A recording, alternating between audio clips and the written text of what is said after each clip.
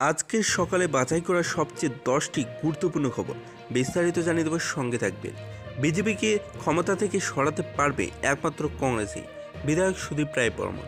বিজেপিকে ক্ষমতা থেকে সরাতে পারবে একমাত্র কংগ্রেসই, তবে সে দিক থেকে সদর্থক মানসিকতা রেখে তৃণমূল স্তর থেকে সংগঠনকে মজবুত করতে হবে। আজ সোনামুড়ায় কংগ্রেসের সম্মেলনে এমনটাই দাবি করেছেন বিধায়ক সুদীপ রায় বর্মন। আজ প্রদেশ কংগ্রেসের মাইনরিটি ডিপার্টমেন্টের উদ্যোগে জয় বাপু, জয় ভীম, জয় সংবিধান অভিযানকে কেন্দ্র করে সোনামুড়া টাউন হলে এক কনভেনশন অনুষ্ঠিত হয়। এই দিনের প্রতিনিধিত্বমূলক কনভেনশনে দলের কর্মী সমর্থকদের নির্ভীকতার সহিত কাজ করার কথা বললেন বিধায়ক সুদীপ রায় বর্মন। তার কথায় সোনামুড়া, বিলোনিয়ার মতো শহরগুলির ডিএনএতে রয়েছে কংগ্রেস, তাই কোনো পদের বা টিকে থাকার জন্য দলের থেকে কাজ করার চেয়ে সাধারণ লোকেদের হয়ে কাজ করতে হবে। সেখানে যে সঠিক কাজ করবে তাকেই দায়িত্ব দেওয়া হবে, নতুন পুরাতন বলে কিছুই থাকবে না। পাশাপাশি তিনি প্রাক্তন মন্ত্রী বিল্লাল মিয়া এবং বর্তমান বিজেপির মন্ত্রিসভার মন্ত্রী সুশান্ত চৌধুরীর প্রসঙ্গেও টিপ্পানি করে বলেছিলেন, পদের লোভে বা নিজের স্বার্থসিদ্ধির কারণে যারা এই দলটাতে ছিলেন তাদের এই দলে না থাকাটাই দলের জন্যই শুভ। বিধায়ক বলেছিলেন, প্রদেশ কংগ্রেস সভাপতি আশিস কুমার সাহা এবং তিনি নিজেও একটা সময় বিজেপির দলে ছিলেন এবং কিন্তু সেখান থেকে চলে এসেছেন একটা কারণে, যেখানে সাধারণ মানুষের জন্য কাজ করা যায় না, কেবলমাত্র নিজেদের স্বার্থের প্রাধান্য পায়, সেই রকম ক্ষমতা তারা চান না।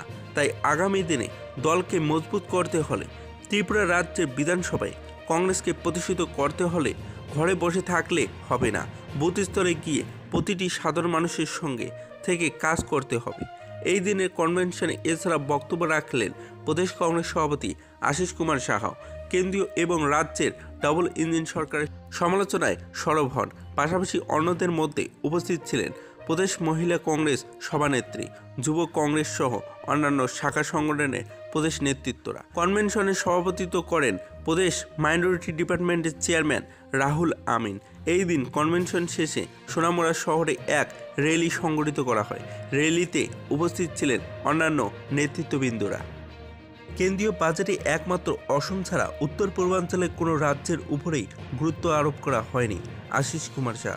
কেন্দ্রীয় বাজেটে ত্রিপুরার জন্য কোনো প্রাধান্য নেই, একমাত্র অসম ছাড়া উত্তর পূর্বাঞ্চলের কোনো রাজ্যের উপর গুরুত্ব আরোপ করা হয়নি।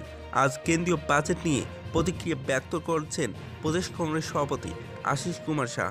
এই দিন তিনি বলেছিলেন, ত্রিপুরায় শিল্প করার জন্য অনেকদিন ধরে বলা হচ্ছিল, কিন্তু দীর্ঘ 7 বছরে গ্যাস ভিত্তিক কোনো শিল্পের উদ্যোগ নেওয়া হয়নি এবং কিন্তু আসামের নতুন ইউরিয়া প্ল্যান্ট স্থাপনের প্রস্তাব করেছেন।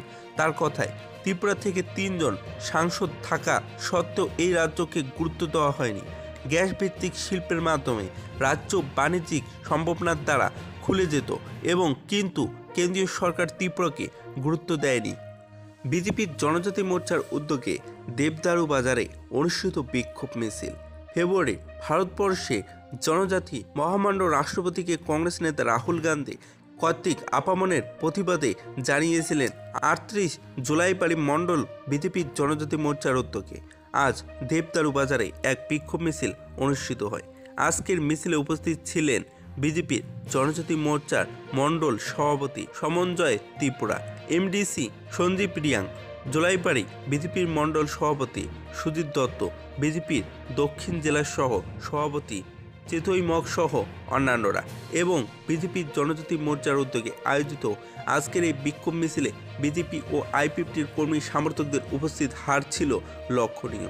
এবং শিক্ষাক্ষেত্রে আর্টিফিশিয়াল ইন্টেলিজেন্সের জন্য 500 কোটি টাকা বিনিয়োগ, নির্মলা সীতারামন এবং শনিবার বাজেট পেশ করলেন কেন্দ্রীয় অর্থমন্ত্রী নির্মলা সীতারামন। এই দিন শিক্ষাক্ষেত্রে আর্টিফিশিয়াল ইন্টেলিজেন্সের জন্য 500 কোটি টাকা বিনিয়োগের কথা বলা হয়। এআই এর জন্য উৎসর্গ কেন্দ্র তৈরি করতে হবে বলেও জানানো হয়।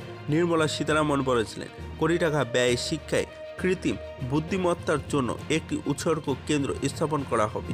এছাড়াও তিনি বলেছিলেন, সরকার 10 বছরে চিকিৎসা শিক্ষার সম্প্রসারণ 1.1 লক্ষ ইউজি এবং পিজি আসনের দিকেও নজর দেবে।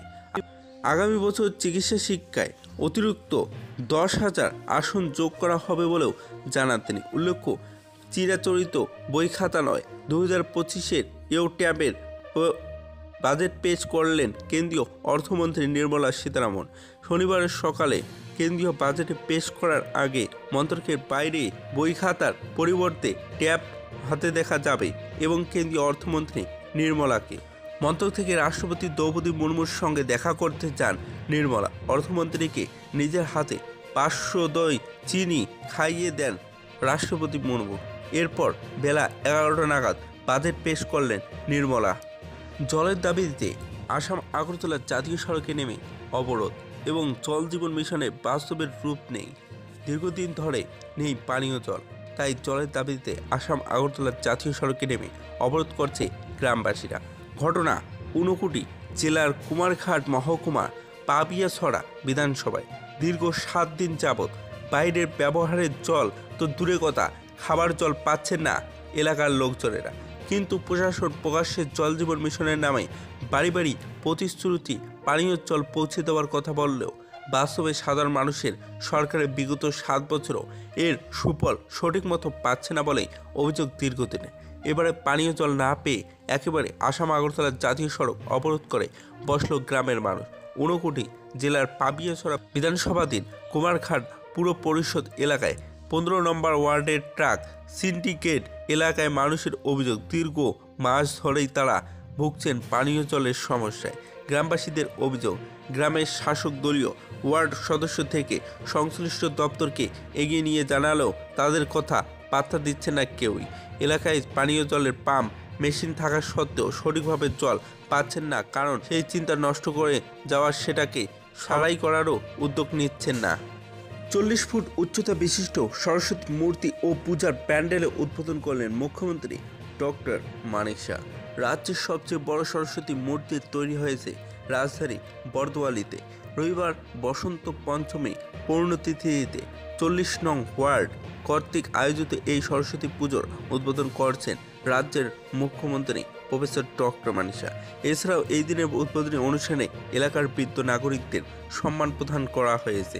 মুখ্যমন্ত্রী এই দিন এলাকার বয়োজ্যেষ্ঠ নাগরিকদের হাতে সম্মান তুলে দেন এবং এই ধরনের পুজোর আয়োজন এবং সামাজিক কর্মসূচির জন্য পুজো আয়োজকদের সুবাদ জানিয়েছেন মুখ্যমন্ত্রী। উল্লেখ্য, অন্যান্য বছরের ন্যায় এবছরও আগরতলা পৌর নিগমের 40 নং ওয়ার্ড কর্তৃক বন্দনার আয়োজন করা হয়েছে। এবছর 40 ফুট উঁচু সরস্বতী মূর্তি তৈরি করা হয়েছে। এছাড়াও বিভিন্ন অনুষ্ঠান এবং নদীব্যাপী মেলারও আয়োজন করা হয়েছে এবং